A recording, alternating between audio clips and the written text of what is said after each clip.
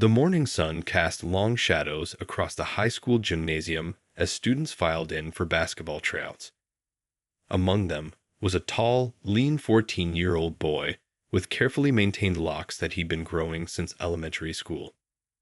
His hair was neatly tied back, the same way he'd worn it during middle school basketball, where he'd been team captain. Looking around the gym, he could see about 30 other freshmen warming up, their sneakers squeaking against the polished floor. Some were doing layup drills while others stretched near the bleachers. The familiar smell of wood polish and leather basketballs filled the air, usually a comfort, but today his stomach was doing backflips. First day at a new school is always nerve-wracking, he thought to himself as he pulled his lucky basketball shoes from his gym bag. These were the same shoes his dad had given him after his middle school championship game last year. Just thinking about that victory brought a small smile to his face. The peaceful atmosphere shattered when Coach Peterson burst through the double doors, his whistle already between his lips. The coach was a tall man with graying temples and a permanent scowl etched onto his face. His tracksuit looked like it had seen better days, and his clipboard was covered in coffee stains. "Line up, single file," the coach barked, his voice echoing off the gym walls. The boys scrambled to form a line, their earlier casual chatter dying instantly. The coach walked down the line, examining each student like a military surgeon inspecting his troops. When he reached our young player, he stopped dead in his tracks. His eyes narrowed, focusing on the boy's hair with such intensity that several other students turned to look. The boy instinctively touched his locks, a habit he developed whenever he felt uncomfortable. "What's this?" Coach Peterson gestured towards the boy's head with his clipboard. "This isn't going to work. Not on my team." The boy's heart sank. He'd heard stories about Coach Peterson's strict rules, but nothing about hair. "Sir," he started, his voice steady despite his racing heart. "My hair has never been a problem before. I played point guard at." "I don't care if you play for the NBA." Coach Peterson cut him off. "In this gym, we have standards. Rules are rules." Other students shuffled uncomfortably, some looking at their feet, others exchanging worried glances. One boy even raised his hand to say something but quickly lowered it when the coach shot him a stern look. "But coach," the boy tried again, "there's nothing in the school handbook about." "Listen here." Coach Peterson leaned in closer, his voice dropping to a harsh whisper that somehow seemed louder than his shouting. "You've got two choices. Either those things come off, or you don't make the team. Simple as that." The boy looked around the gym, at the basketball hoop where he dreamed of scoring his first high school points, at the championship banners hanging from the rafters, at his new classmates who were now all watching this unfold. He thought about his dad's words from this morning. "Show them what you're made of, son." Little did Coach Peterson know, this moment would set off a chain of events that would shake the entire school district to its core. But for now, the boy stood there, his hands balled into fists at his sides, facing a decision no 14-year-old should have to make. The clock on the gym wall ticked loudly in the silence, each second feeling like an eternity as Coach Peterson waited for an answer, his clipboard tapping impatiently against his leg. The boy's dreams of playing high school basketball seemed to hang by a thread, all because of the hair that had been part of his identity for as long as he could remember. The gym fell silent as the coach's words hung in the air. The boys' teammates to be watched from the corners of their eyes, pretending to stretch or adjust their shoelaces. Nobody dared to speak up, but their discomfort was visible on their faces. "Coach," the boy spoke up again, his voice slightly shaking but determined. "I've been playing basketball since I was 6. I was team captain at my old school. My hair has never affected my game." His hands were trembling, but he kept them steady by gripping the sides of his basketball shorts. Coach Peterson's face hardened. He looked around the gym as if making sure everyone was watching this moment. "Listen here, son. Every championship banner hanging in this gym." He pointed up with his clipboard. "Those were won with discipline, structure, following rules. If you want to be part of this legacy, you'll need to understand that. A few drops of sweat rolled down the boy's neck. The air conditioning hummed overhead, but he felt like he was standing in a desert. His mind raced to all the NBA players he'd watched on TV, many wearing their hair in similar styles. Some even had longer locks than his. But somehow, here in this high school gym, his hair was being called a problem. "I'll give you 5 minutes," Coach Peterson announced, loud enough for everyone to hear. "Either find some scissors or find the exit." He turned away and started organizing papers on his clipboard, acting as if he hadn't just delivered an ultimatum that would change multiple lives. The boy pulled out his phone with shaking hands and called his mom. No answer. He tried his dad. Straight to voicemail. His heart sank. Both parents were probably in meetings. He looked at the clock. 3:45 p.m. Just 15 minutes into tryouts, and his dream was already crumbling. One of the other boys, a shorter kid with kind eyes, walked over and whispered, "This isn't right, man. Maybe we should tell someone." But they both knew that by the time any adult with authority could intervene, tryouts would be over. The boy looked at his reflection in the gym's window. His locks had been with him through elementary school graduation, his first basketball tournament, his middle school championships. Each one held memories, just like the photos his mom kept in their family album. Coach Peterson's voice boomed across the gym again. "Time's running out. What's it going to be?" The other players had stopped pretending to practice now. They stood in small clusters, whispering among themselves. Some looked angry, others confused, but most just looked scared that they might be the next target of the coach's rules. The boy's phone felt heavy in his pocket. One more time, he tried calling home. Still no answer. He thought about his dad's face that morning, beaming with pride as he dropped him off for his first day of high school. "Show them what you're made of," he'd said. But what did that mean now? Walking over to where Coach Peterson stood, the boy's sneakers squeaked against the polished floor. Each step echoed in the quiet gym. His teammates watched, holding their breath. The coach looked up from his clipboard, a slight smirk playing at the corners of his mouth. "There's a pair of scissors in my office," Coach Peterson said, his voice dripping with satisfaction. "Right desk drawer." He held out the office key, dangling it like bait on a hook. The boy stared at the key, his vision blurring slightly. In that moment, he wasn't just choosing between his hair and basketball. He was choosing between who he was and who others wanted him to be. The weight of that choice felt heavier than any basketball he'd ever held. As his hand reached for the key, he could almost hear his mother's voice in his head, telling him stories about their heritage, about standing tall in the face of adversity. But right now, standing tall felt impossible. The key felt cold in his palm, and as he walked towards the coach's office, each step felt like he was walking through deep water. Little did Coach Peterson know, his smirk of victory would soon turn into a look of shock that would be remembered throughout the school district for years to come. The fluorescent lights buzzed overhead in Coach Peterson's small office as the boy stood before the mirror, scissors trembling in his hand. The room smelled like old coffee and dusty filing cabinets. Through the office window, he could see his fellow students watching, their faces pressed against the glass like witnesses to an accident they couldn't prevent. "Let me do it," Coach Peterson said, stepping into the office and snatching the scissors. "We don't have all day, and you're just stalling." His voice carried that same smug authority that had filled the gym moments earlier. The boy's chest felt tight as he watched the coach snap the scissors open and closed, the metallic sound echoing in the small space.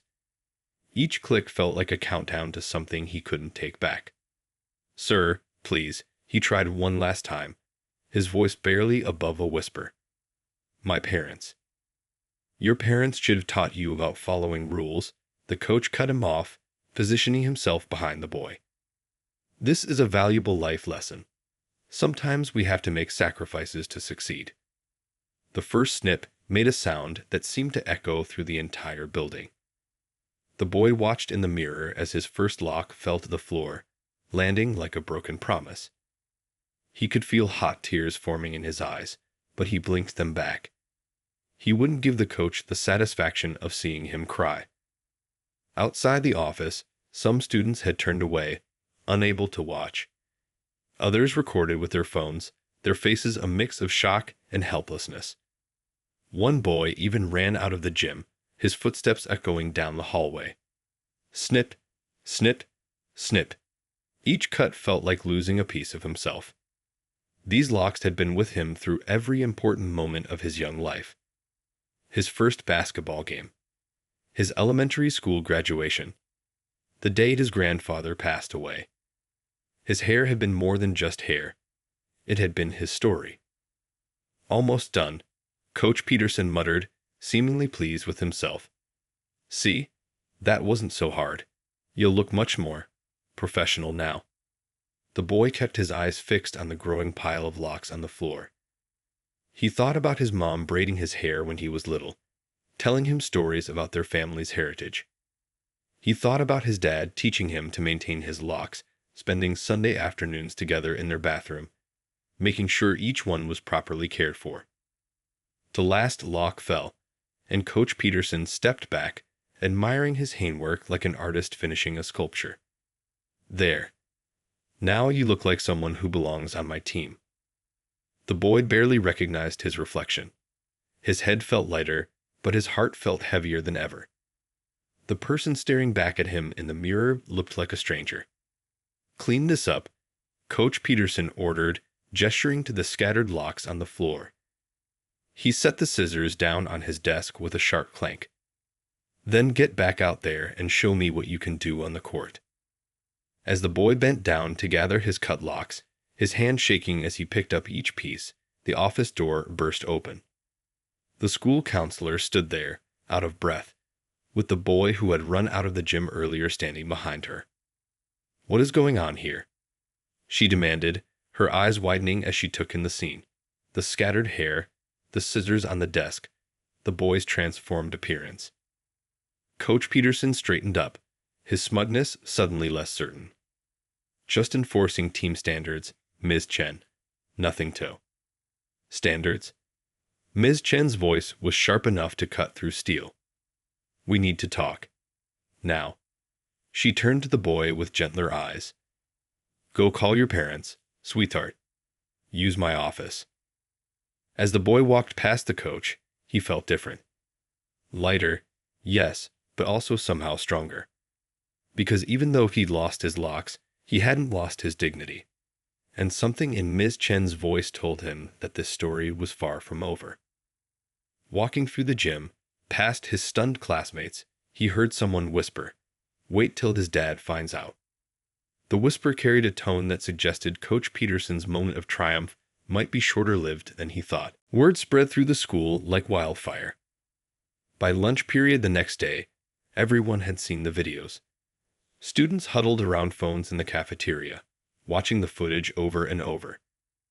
The quiet buzz of whispers filled the hallways, and everywhere the boy walked, conversations would stop, only to start again after he passed. He sat alone at lunch, picking at his food without eating it. His head felt strangely cold, and he kept reaching up to touch his hair out of habit, only to be reminded each time that it wasn't there anymore. The weight of stares from other students felt heavier than his backpack. "Hey, mind if I sit here?" It was the kind boy from basketball tryouts, the one who tried to help. Without waiting for an answer, he sat down and pulled out his lunch. "What happened yesterday?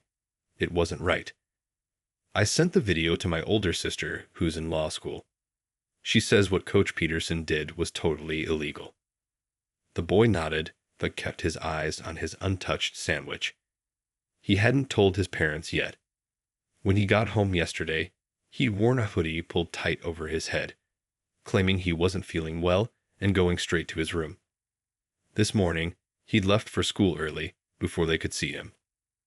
"You know," the kind boy continued, opening his juice box, "my cousin had something similar happen at his job. He sued the company and won. It's called discrimination, and it's against the law." Just then, their conversation was interrupted by an announcement over the school speakers. Attention students. There will be an emergency assembly in the gymnasium immediately after lunch period. Attendance is mandatory. The cafeteria erupted in excited chatter. Everyone seemed to know what this was about. As the boy stood up to throw away his uneaten lunch, he overheard snippets of conversations around him. Did you see how the coach just? I can't believe nobody stopped him. My mom called the school board this morning. I heard his dad is someone important. The gymnasium was packed by the time he arrived. Students filled the bleachers, their usual rowdiness replaced by an unusual tension. Teachers stood along the walls, their faces serious. Coach Peterson was nowhere to be seen.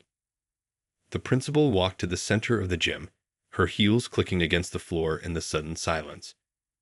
She looked more serious than usual as she adjusted the microphone. Students, she began, her voice echoing off the walls. I'm sure many of you are aware of an incident that occurred during yesterday's basketball tryouts.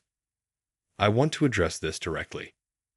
The boy sank lower in his seat, wishing he could disappear. Next to him, the kind boy gave him a supportive nod. What happened yesterday goes against everything our school stands for, the principal continued. We pride ourselves on being a place of inclusion, respect, and dignity for all students. What occurred was a direct violation of not only school policy, but also basic human decency. The gym was so quiet you could hear the air conditioning humming. Every student seemed to be holding their breath. Coach Peterson has been placed on immediate administrative leave pending a full investigation. Basketball tryouts will be rescheduled under different leadership. A collective gasp filled the gym, followed by scattered applause that quickly grew louder. The boy felt his phone vibrate in his pocket. Another missed call from home. He knew he couldn't hide this from his parents much longer. Furthermore, the principal raised her voice over the dying applause. We will be implementing mandatory cultural sensitivity training for all staff members. We're also reviewing and updating our athletic department policies to ensure nothing like this ever happens again. As the assembly ended and students began filing out, the boy felt a hand on his shoulder. It was Ms. Chen, the counselor who had interrupted yesterday's incident. Your parents are here, she said gently. They're waiting in my office. His heart started racing. This was the moment he'd been dreading. As he walked through the emptying halls beside Ms. Chen, he had no idea that the biggest surprise was yet to come. One that would make Coach Peterson wish he'd never picked up those scissors. The walk to Ms. Chen's office felt like the longest journey of his life. Each step down the quiet hallway echoed with the weight of what he was about to face. Through the frosted glass of the office door, he could see 3 figures waiting inside, his parents and someone in a suit he didn't recognize. Ms. Chen opened the door, and his mother immediately rushed to him. She stopped short, her hands covering her mouth as she saw his head for the first time. His father stood slowly from his chair, his face unreadable, but his eyes intense. "Oh, baby," his mother whispered, gently touching where his locks had been. "Why didn't you tell us?" The boy couldn't hold back anymore. All the emotions he'd been bottling up since yesterday came pouring out.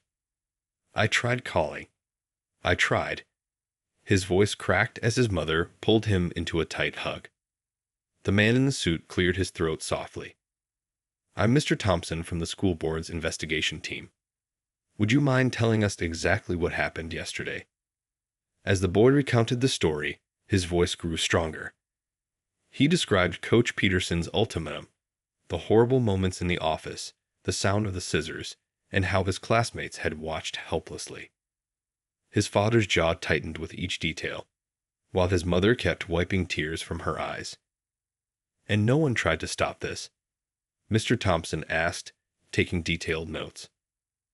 "One of the boys ran to get Ms. Chen," he replied. "She came, but it was already done." Ms. Chen stepped forward. "I've gathered statements from several students who witnessed the incident. Many of them recorded videos."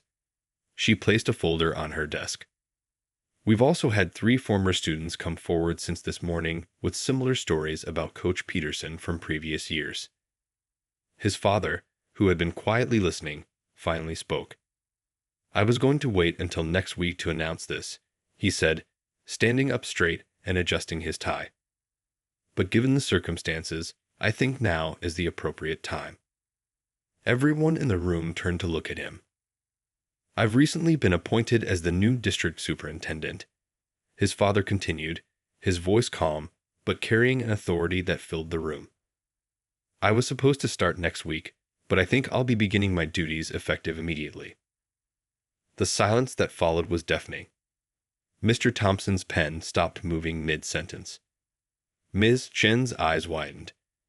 His mother reached for his father's hand, squeezing it gently. "Mr. Thompson," his father said, "I want a full investigation. Not just of yesterday's incident, but of every complaint filed against Coach Peterson in the past 5 years. Every email, every write-up, every concern that was swept under the rug." "Yes, sir," Mr. Thompson replied, scribbling frantically in his notebook. "Right away, sir." "Ms. Chen," his father turned to the counselor, "please gather all the video evidence and witness statements. I want them on my desk by tomorrow morning." The boy watched his father in amazement. This was the same man who helped him with his jump shot in the driveway, who spent Sunday afternoons helping him maintain his locks, who always told him to stand tall in the face of adversity. Now he understood why his father had taught him those lessons. "And one more thing," his father added, placing a hand on his son's shoulder. "I want a district-wide policy change. No student should ever have to choose between their identity and their education." As they left the office, the boy noticed Coach Peterson standing at the end of the hallway, his face pale as he watched them exit. The coach's expression changed from confusion to shock as he saw who was walking with the boy, his new boss. "Son," his father said as they walked past the coach, speaking loud enough for everyone to hear, "Your hair will grow back. But some people's ignorance. That takes a lot more work to fix. Let's make sure this never happens to another student again." Walking out of school that day, the boy stood a little taller. His locks were gone, but something new had grown in their place. A determination to help make things right, not just for himself, but for everyone who would come after him. The school board meeting room was packed that evening. Parents, teachers, and students filled every seat, with more people standing along the walls. The air felt thick with tension as everyone waited for the emergency meeting to begin. Coach Peterson sat in the front row, wearing a wrinkled suit that looked like it had been pulled from the back of his closet. His usual confidence was replaced by nervous fidgeting as he kept adjusting his tie and checking his phone. "This meeting of the school board will now come to order," announced the board president, tapping her gavel. "Tonight, we're addressing the incident that occurred during basketball tryouts 2 days ago. But first, I'd like to introduce our new district superintendent, who has chosen to begin his tenure earlier than planned." The boy's father stood up and walked to the podium. The room fell completely silent. Coach Peterson's face turned pale as recognition dawned. The same boy whose hair he'd cut was the son of his new boss. "Thank you," his father began, his voice firm and clear. "I stand before you not just as your new superintendent, but as a parent whose child experienced discrimination in one of our schools. What happened to my son isn't an isolated incident. It's a symptom of a larger problem." He gestured to Mr. Thompson, who started playing videos on the large screen. First came the footage of Coach Peterson cutting the boy's locks. Gasps filled the room. Some parents covered their mouths in shock. Others shook their heads in disgust. Then came more videos. Testimonies from former students spanning 5 years. Each one told a similar story about Coach Peterson's rules that seemed to target certain students more than others. "In the past 48 hours, the boy's father continued, we've received 17 formal complaints about similar incidents. 17 young lives affected by one person's prejudice." Coach Peterson stood up abruptly. "This is ridiculous." I have a right to maintain team standards. Those rules apply to everyone. Do they? A quiet voice spoke up from the back. Everyone turned to see the kind boy from tryouts standing with his phone. I have team photos from the last 3 years. Funny how only certain players had to change their appearance to meet these standards. The photos appeared on the screen, clearly showing the pattern. The evidence was undeniable. I've dedicated my life to this school. Coach Peterson's voice cracked. 20 years of coaching, of winning championships. At what cost? The boy's mother interrupted, standing up. How many children had to lose pieces of themselves for those trophies? How many had to choose between their identity and their dreams? The boy watched from his seat as his mother spoke. He'd never seen her so fierce, yet so elegant in her anger. She wasn't just speaking for him anymore. She was speaking for every student who'd ever felt forced to change who they were to fit someone else's rules. His father returned to the podium. As my first act as superintendent, I'm implementing immediate changes. First, Coach Peterson will be suspended pending a full investigation. Second, we're establishing a new district-wide policy protecting students' cultural and religious expression.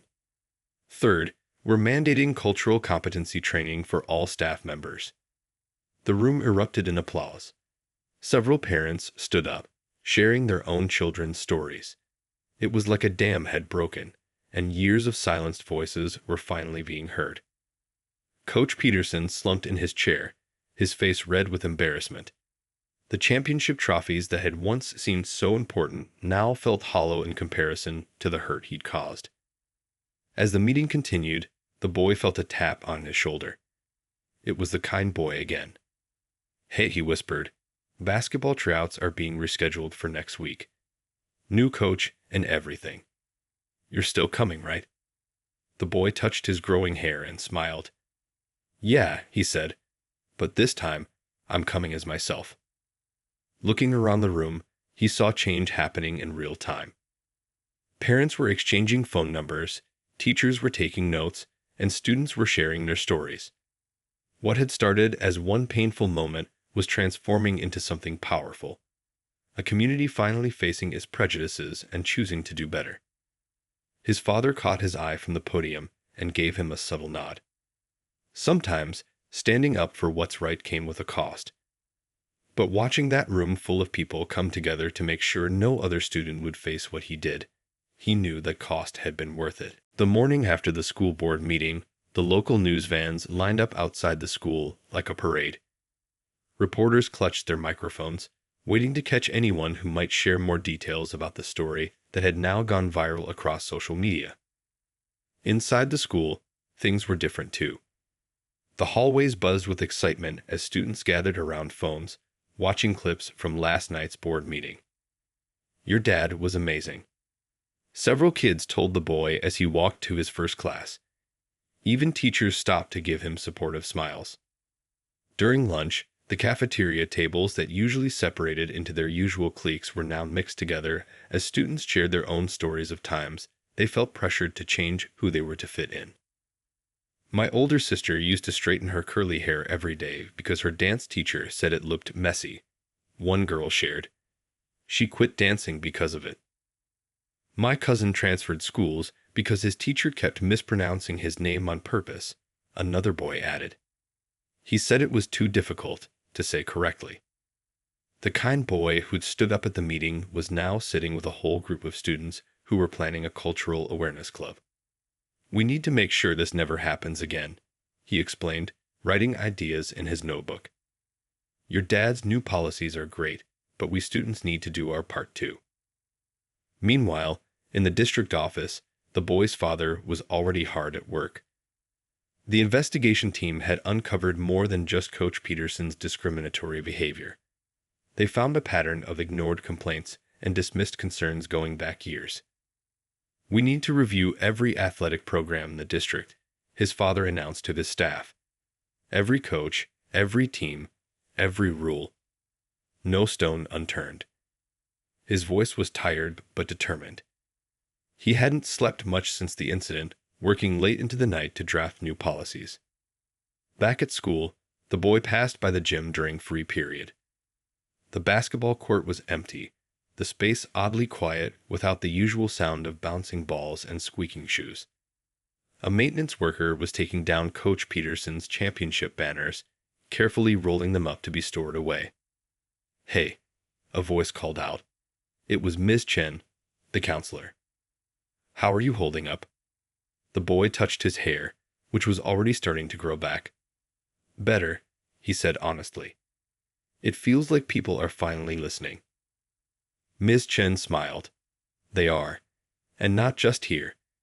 3 other schools in the district have already requested our new cultural sensitivity training program. Sometimes it takes one brave person to stand up before others find their courage too." His phone buzzed with a text from his mom. "More good news. Just got approved to start a parent advocacy group. First meeting tonight. Proud of you, baby." After school, he found a small package in his locker. Inside was a basketball with a note attached. "Tryouts next Tuesday. New coach can't wait to see what you can do. Your friends." Walking home that afternoon, he passed Coach Peterson clearing out his office. Their eyes met briefly through the window. The coach quickly looked away, his face a mix of shame and regret as he packed his championship's trophies into a cardboard box. At home that evening, his parents were busy with phone calls and meetings, but they still made time for their usual family dinner. His mother had cooked his favorite meal, and his father put away his work papers to hear about his day. "You know," his father said, passing the bread basket, "what happened to you was wrong. But look at all the good that's coming from it. Sometimes the worst moments can lead to the best changes." His mother reached over to touch his growing hair. "And baby, your locks will grow back even stronger than before. Just like you." Later that night, as he finished his homework, he got a group text from the Cultural Awareness Club. They were planning their first event, a celebration of diversity in sports, featuring athletes who had fought against discrimination. They wanted him to be their first speaker. Looking in the mirror before bed, he saw something different than he had a few days ago. His hair was still short, but his eyes held a new kind of strength. Sometimes losing something teaches you just how important it is to fight for others to keep theirs. He picked up his phone and typed his reply to the group. "Count me in. It's time to change the game." A month had passed since the incident, and the changes in the school were impossible to miss. The hallways were decorated with new posters celebrating diversity in sports, featuring athletes from different backgrounds who had changed their games forever. The Cultural Awareness Club had grown from a small group to over 50 members. They met twice a week in the library, planning events and discussing ways to make the school more inclusive. Today, they were preparing for their biggest event yet, an assembly about breaking barriers in sports. "Are you nervous about speaking?"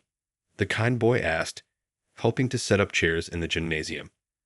The same gym where everything had started now felt like a different place entirely. "A little," the boy admitted, adjusting the microphone stand. His hair had started growing back, and he decided to let it grow freely this time. But some stories need to be told. The gym filled up quickly. Students, teachers, and parents filed in, along with representatives from other schools in the district. Even a few local news cameras were there, setting up in the back. His father sat in the front row, not as the superintendent today, but as a proud dad. The boy took a deep breath and stepped up to the microphone. The room fell silent.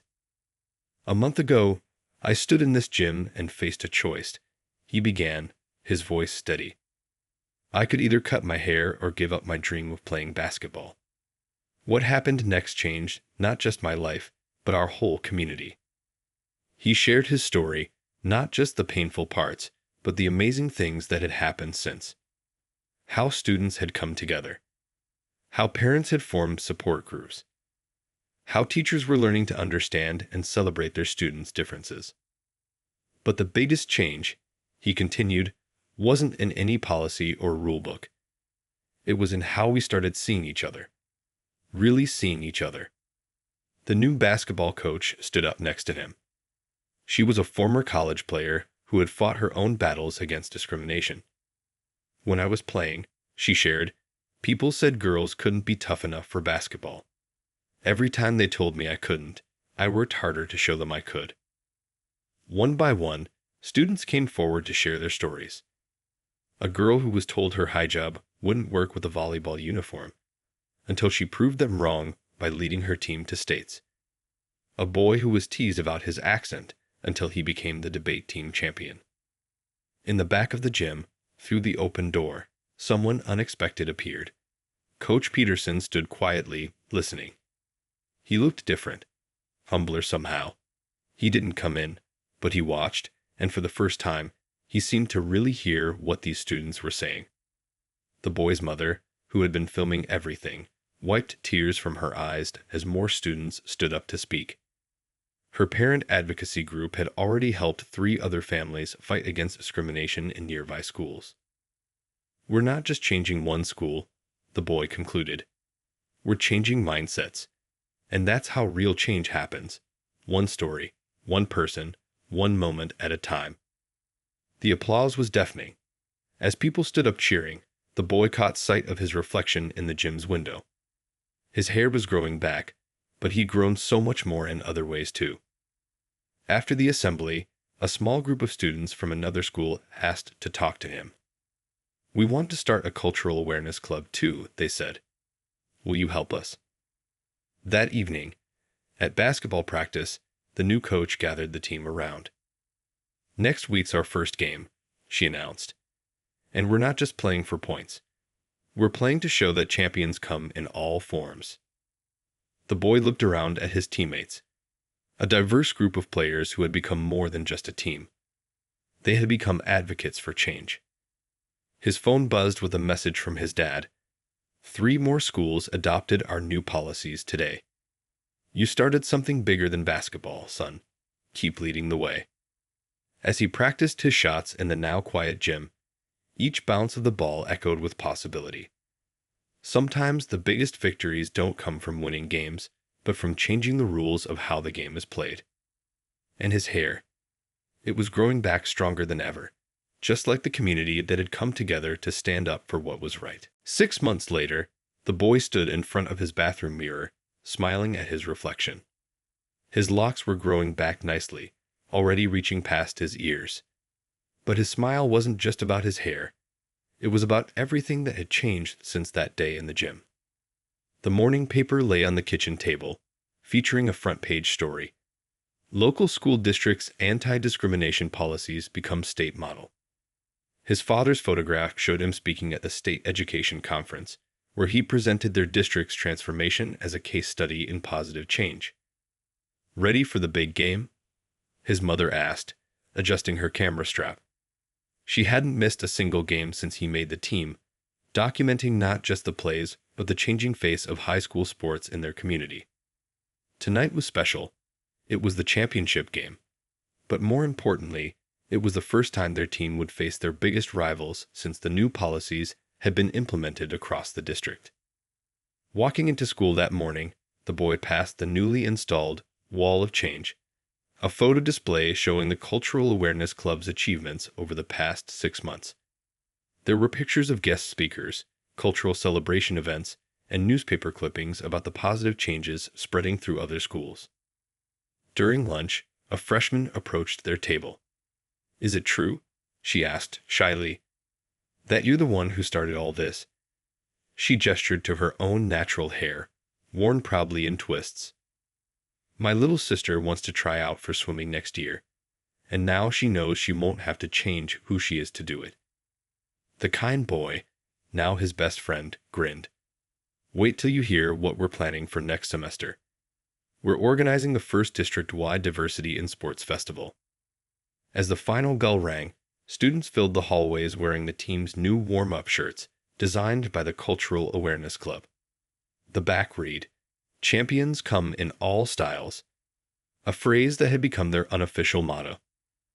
In the locker room before the game, the new coach gathered the team for their pregame talk. "Look around," she said, gesturing to the diverse group of players. 6 months ago, some of you might not have been here. But tonight, you're not just playing for a trophy. You're playing to show that excellence doesn't look just one way. The gym was packed, with students and families from both schools filling every seat. Even local TV stations had shown up to cover the game. But what caught everyone's attention was who sat in the stands: Coach Peterson. He looked different now. After months of required sensitivity training and community service, he'd been working with youth programs in underserved communities. He wasn't coaching anymore, but he was learning, really learning, about the impact his actions had on young lives.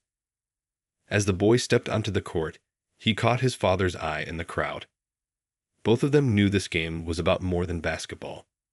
It was about showing that change was possible, that standing up for what's right could create ripples that reached far beyond one school or one community. The game was intense, with both teams playing their hearts out. In the final seconds, with the score tied, the boy found himself with the ball. Time seemed to slow down as he dribbled, his locks bouncing with each movement. 6 months ago, he'd been told he had to choose between his identity and his passion. Now, he was showing everyone that you never had to make that choice. The ball left his hands, arcing through the air as the buzzer sounded. The gym fell silent, watching its path. When it swished through the net, the crowd erupted in cheers that were about more than just winning a game. Later that night, as his family celebrated at home, his father handed him a letter. It was from the State Education Board, asking him to speak at schools across the state about his experience and the changes it inspired. "You know," his father said, "sometimes the biggest wins don't come with trophies. They come with change that lasts." The boy touched his growing locks and smiled. His hair would take time to grow back to its full length, but that was okay. The best kinds of growth, in hair and in life, couldn't be rushed. What mattered was that now, every student coming after him would have the freedom to grow into exactly who they were meant to be.